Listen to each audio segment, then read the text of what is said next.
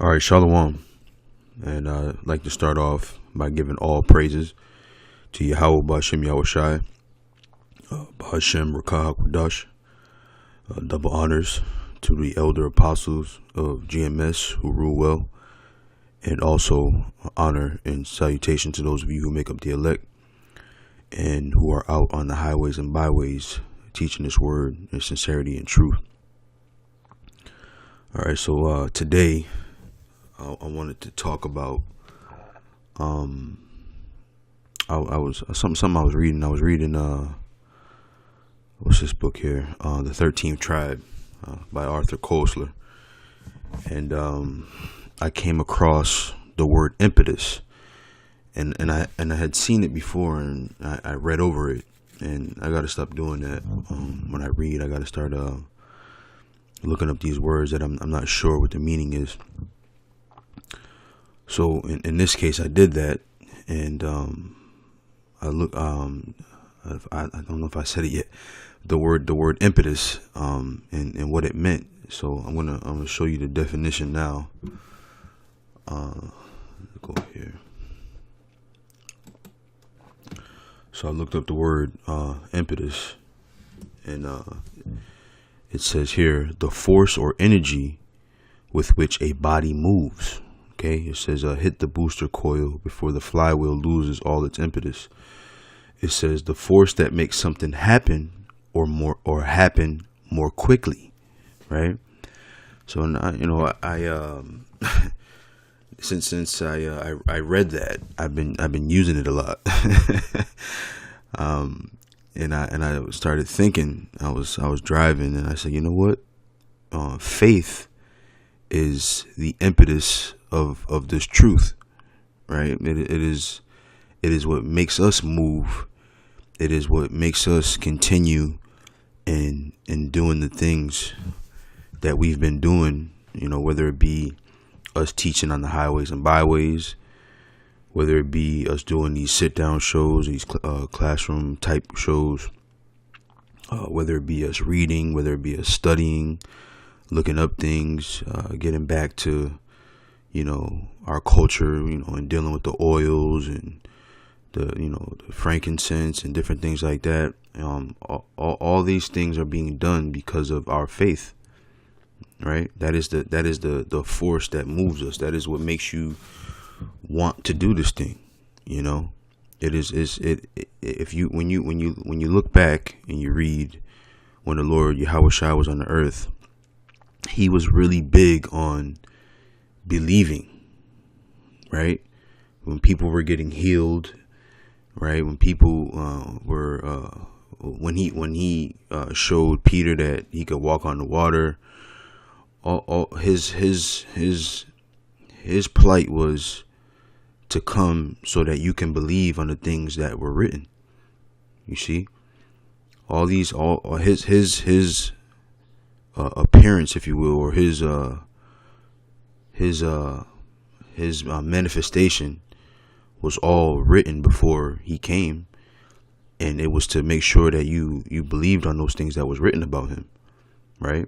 And make sure that you believed on the things to come that were written about him, right? So faith is the thing that moves us. It is the thing that keeps us going, because you think about it, right? When you're, let's say, a young child and you're playing a sport, right? In your heart, you think you're gonna make it to the pros, right?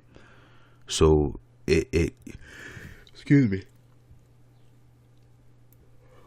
The fact that you think you're going to make it to the pros, or you have faith that you're going to make it into the pros, keeps you practicing, right? Keeps you going out and shooting jump shots, or if you're a football player, you go out and lift weights, and your faith that you can make it is what keeps you going, right?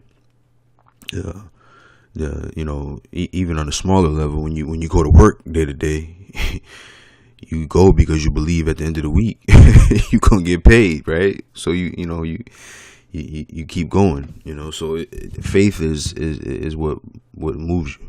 It is the impetus of your actions. It's the impetus of of this truth. Okay, so I got a couple of scriptures that speak to faith and show you that without it, nothing's gonna happen, man.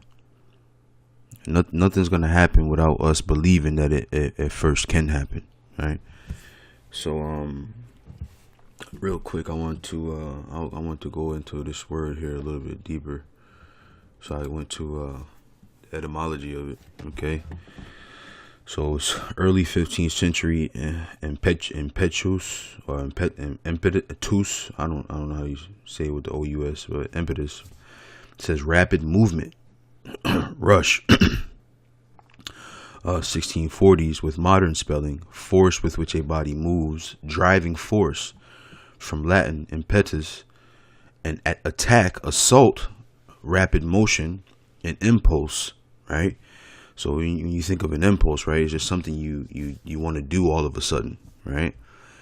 And all I was I was laying in the bed just a little while ago, and I said, let me get up and do that show I had been thinking about. That's an impulse, right? When you have these when they put candy and shit by the registers and chips and things like that, they set those things up for an impulse buy. So it's just something that all of a sudden just comes upon you. You can't explain it. You can't, there's no rhyme or reason to it. You just, I got to get that. It's an impulse, and that's what impetus is, right? And faith keeps you in that frame of mind where you get an impulse to do this truth, to perform this work, right? So it says violence, vigor, right? Force, figuratively, ardor, passion, right? Right? So, why do we have passion? Because we believe in this thing, man. You got people that, passion is nothing more than conviction, right? When you believe in something and you're convinced of that thing, you speak firmly, you speak loudly, you're animated, right? And you have people that try to pacify that passion. Why are you getting so emotional? People don't understand the difference between emotion and passion. Passion is directed, whereas emotion is is erratic. Okay, so but they do that because they don't want to be themselves convinced. Because I've seen it. Like when I say this modestly, but when I speak, I get very animated, and especially if there's like a debate going on between us and someone else, I get very passionate, and I've seen the countenance of people change due to the passion that we exude. So they try to pacify that passion so that they won't be convinced in this thing, man. Because really, when you think of these Christians and people that have a problem with us, they don't have any passion towards this truth, or towards the scriptures, or towards what they believe in. There's no real like force behind it. They come up and they might have snide remarks. They might use sarcasm. You see, I'm thinking namely of this time when Jesus is the Word and K-Dub went out to the Dallas camp, and they use a lot of sarcasm. They use a lot of tongue in cheek. A lot of those facial. Oh yeah. You guys getting emotional, huh? They used a lot of that to try to hinder the word, but when you looked at them, they didn't have anything besides that. There was no passion. There was no force in what they believed. There was, it's just they were easily distracted by the things that were going on outside, and they were looking around. They didn't have any impetus, man, any force behind them. You see, so that's what they don't really believe in this thing.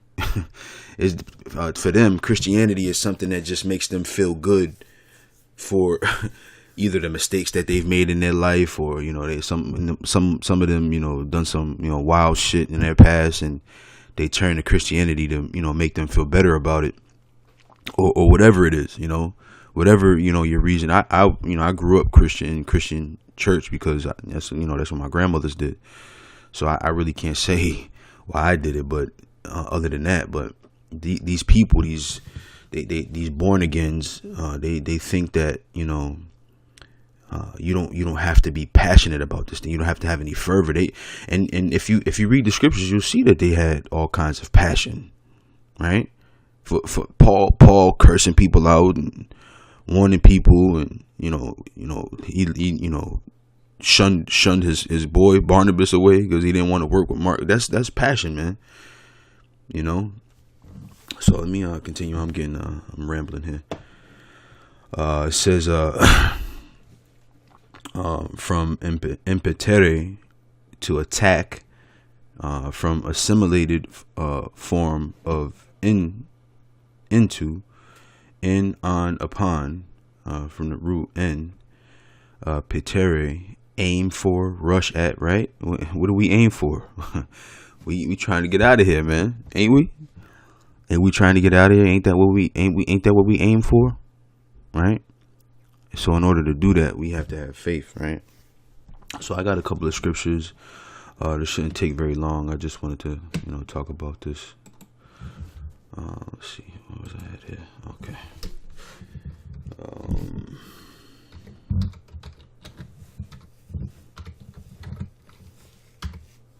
No. 18:6. Excuse me.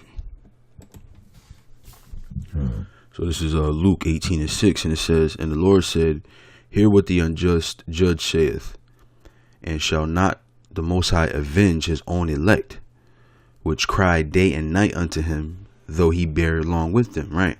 So, even though it seems that, it's taking long, like it says here, that though he bear along with them, meaning even though it's taking a long time, the Lord is going to avenge us, man. He's going to avenge us, and we have to believe that. Okay, we have to believe that he's going to deliver the nation of Israel the way he said he would. Okay, it says, "I tell you that he will avenge them speedily. Nevertheless, when the Son of Man cometh, shall he find faith on the earth?" Right. So, nevertheless, right, I'm gonna avenge you, but when I come, is there going to be faith on the earth? You see? So yeah, I'm gonna come and get you. I'm gonna avenge you. But do you believe me? Do you believe it? Okay. We have to believe that these things are true, man. That these things are going to happen. We have to believe it. Without faith, nothing happens. The fact that we have the birthright or the promises are due to faith. The faith of Abraham, right? What's that? I don't have it written down. Galatians 3. Is it 17?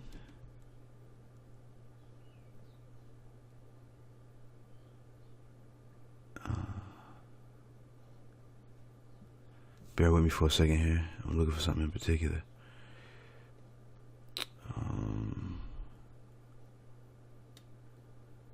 Salakia, bear with me for a second. I know it's in here. Just let me right. Here we go.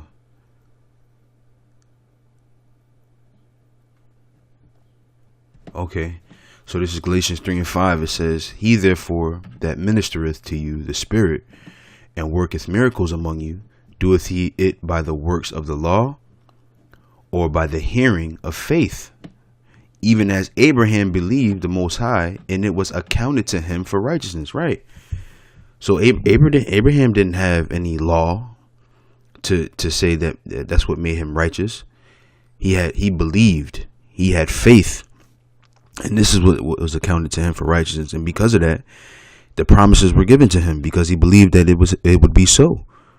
So we as the nation of Israel, we have these promises. We have the kingdom of heaven coming to us because of faith. So likewise, we are to pick up that legacy, man, and believe. Because what happened, right? When you go to, let me see. I did write it down. Let me go to this one first. When you go and think and you read back, when we were being delivered out of Egypt, right? a lot of them, a lot of us didn't believe. I say them because I don't want to put myself in that boat. I hope that I wasn't one of those that, that didn't believe. But when you read back, a lot of them didn't believe, man. They was talking shit behind Moses' back. They wanted to kill Moses. Moses said, "Look, these people want to stone me. These people damn near want to stone me." And because he went to the Lord because they was angry. But you bring us here to die of thirst, us and our children and our cattle, right? So they didn't believe that the Lord was going to deliver them, right? So listen, this is Jude 1:5. It says, "I will therefore put you in remembrance, though you once knew this, how that the Lord, having saved the people out of the land of Egypt, afterward destroyed them that believed not." You see? So they were destroyed for their unbelief, for not believing. And he had the nation of Israel walk. He had us walk around in the wilderness for 40 years to make sure that older generation that was used to Egypt and used to being in captivity would die off. You see? So I got another scripture here.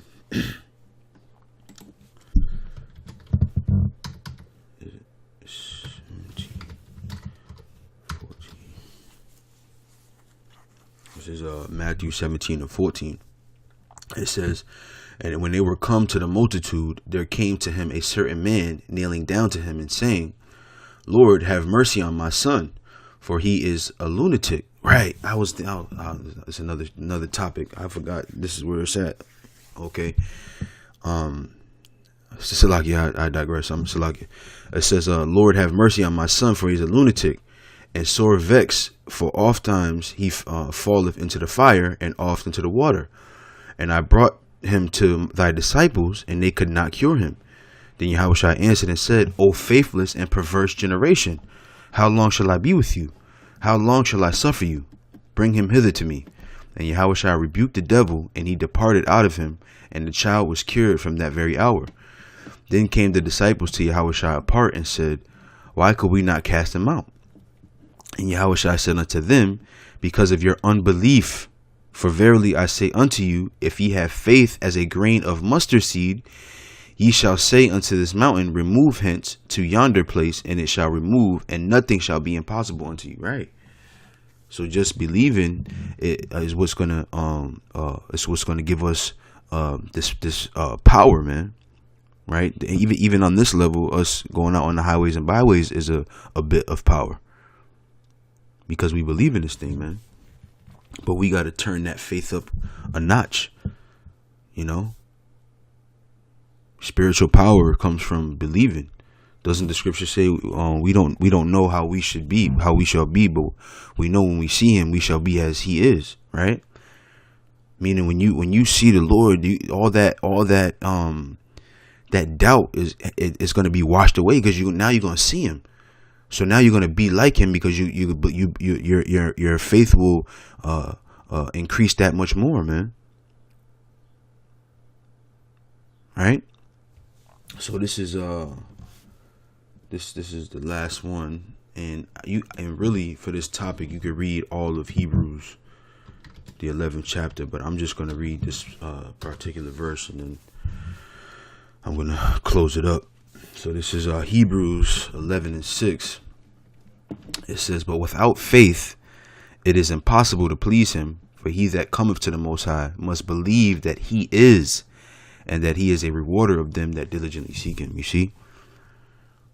So faith is the impetus behind our moves, man. Behind our teaching, behind our plight, our agenda, if you will, or our work. It is the impetus behind it. The faith is what makes us move. All right. And hopefully, from reading those scriptures, you see, and there's dozens and dozens more scriptures, but I wanted to make it short. I didn't want to take too long to do this. But there's dozens more scriptures. All you got to do is type in the word search for faith or belief or believe, and you'll find dozens of scriptures on this topic. But hopefully you understand just from the few that I read how important believing in this thing is, man.